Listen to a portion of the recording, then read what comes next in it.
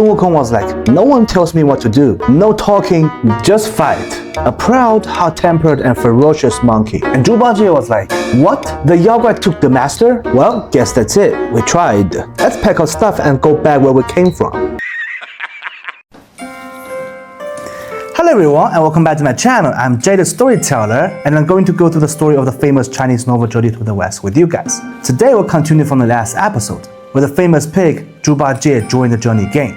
And today we'll be looking at the very first enemy that Sun Wukong and Zhu Bajie faced together. Now if you have played the game Black Myth Wukong, these names should sound very familiar. The TigerVanguard and the Yellow Wind Guai. And their encounter took place in a way that not many people were expecting. So what's the story here? Well, without further ado, let's begin. On a beautiful sunny day, the journey game arrived at a place called the Yellow Wind Ridge. Yeah, it might be surprising to you Black Myth players, but this is what the Yellow Wind Ridge looked like in the journey. In the novel, it was actually called the 800-mile Yellow Wind Ridge. You know, as to suggest how big the whole mountain was. But in Chinese culture, we often exaggerate things a lot when we describe them, so I doubt that there was really 800 miles in this ridge.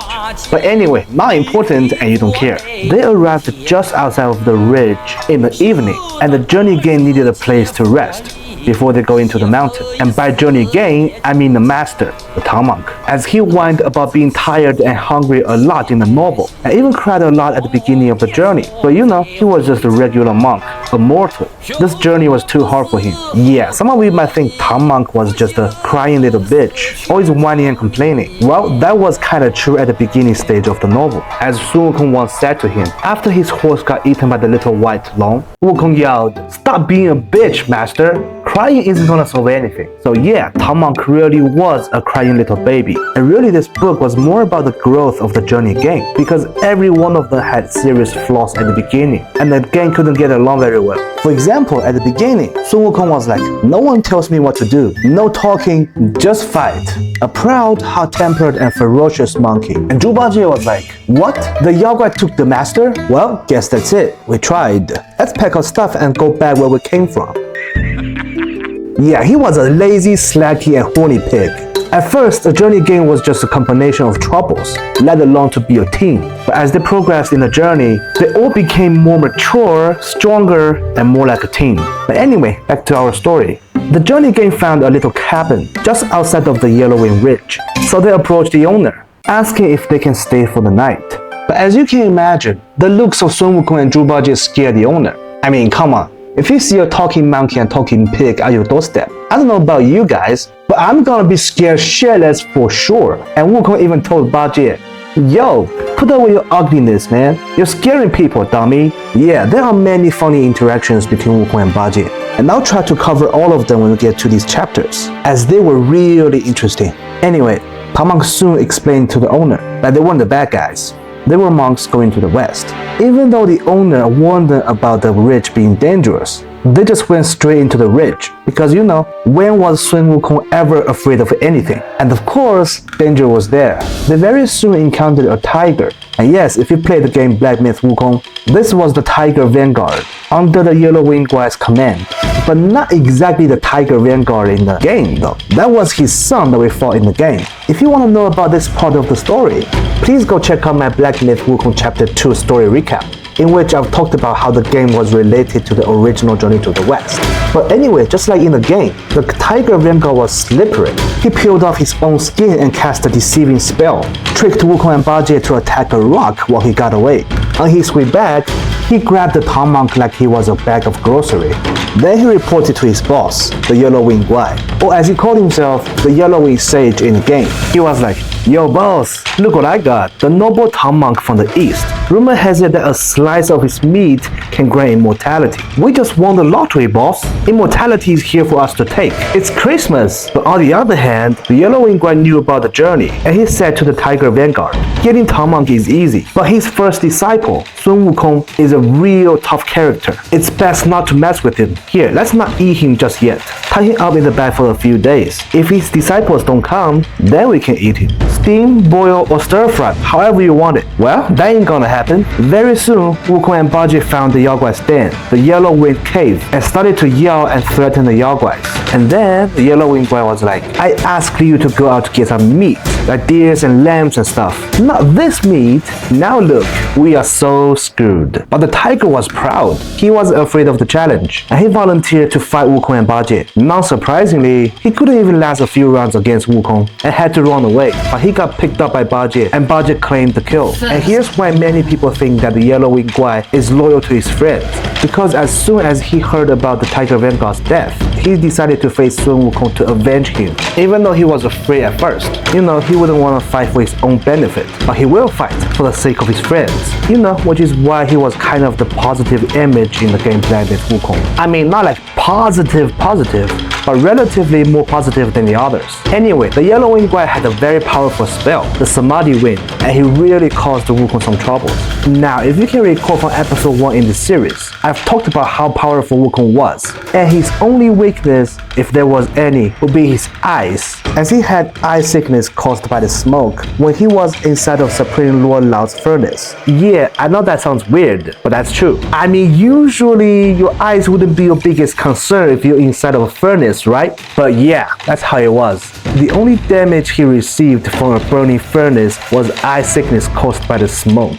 Oh, he was inside of that furnace for 49 days, by the way. No big deal. Anyway, the very powerful Samadhi Wind, carrying rocks and sand, hit Wukong right in the eyes, and he was temporarily blind and had to retreat. Well, it makes sense. I mean, just imagine tiny pieces of rocks and sand flying into your eyes, traveling at 200 miles per hour. Yeah, you wouldn't be any better than him. But anyway, with the help of Zhu Bajie, they retreated and found a little cabin. So they asked the owner to let them stay and rest. And it just so happened to be that the owner had the magical medicine to cure Wukong's eyes. And it worked. The next day, Wukong was fully recovered, and the cabin they were staying was gone. And it turned out the owner was a celestial god, one of the celestial gods appointed to follow through the journey by the court, intervene and protect Tang Monk when necessary. And here you can see maybe the celestial cause behind the journey as well. But why though? The journey to the west was ordered by the Buddha himself. In other words, Buddhism. And the celestial court usually was considered to represent Taoism. And Taoism and Buddhism don't always see eye to eye. And it makes you wonder why these two were both behind the journey to the west. But anyway, that's a discussion for another time. Back to our story. After recovered, Wukong became smart about it, so he didn't just charge right back into the Yao Guai's den. Instead, he transformed into a little fly, sneaked into the cave to see if he could find any useful information. Inside the cave, he saw Tang Monk tied up to the pillar, so he assured the master. And then, he became the bug as he was, and started to eavesdrop. And then, as it happened to be, a minion asked the Yellow Wind Guai, "My king, what if that monkey comes back? What are we gonna do?" The Yellow Wind Guai was like, "Oh, don't worry, the monkey couldn't deal with my Samadhi Wind. As long as he doesn't bring Bodhisattva Lingji, we're good." Yeah, that was too easy. It was almost like a quest in a single-player game. Now Wukong knows what to do. He went straight to the new Mount Shumi, Bodhisattva Lingji's mountain, to ask for help. Yeah, that name sounds familiar, doesn't it? Yup, our favorite headless monk, him, Bodhisattva Lingji. Lingji gladly agreed, because he also had the duty to subdue the Yellow Wind Guai, as the Yellow Wind was a rat from the bottom of Mount Lingshan, the Buddha's mountain, who later became a Yao Guai and stole the lamp oil from the temple, and escaped. And Lingji was ordered to bring him back to the west, for punishment. But before this, Lingji had actually subdued the Yellow Wind once. But he had compassion, as he thought the Yellow Wind Guai didn't deserve any severe punishment, as he lacked teaching and made a very little mistake.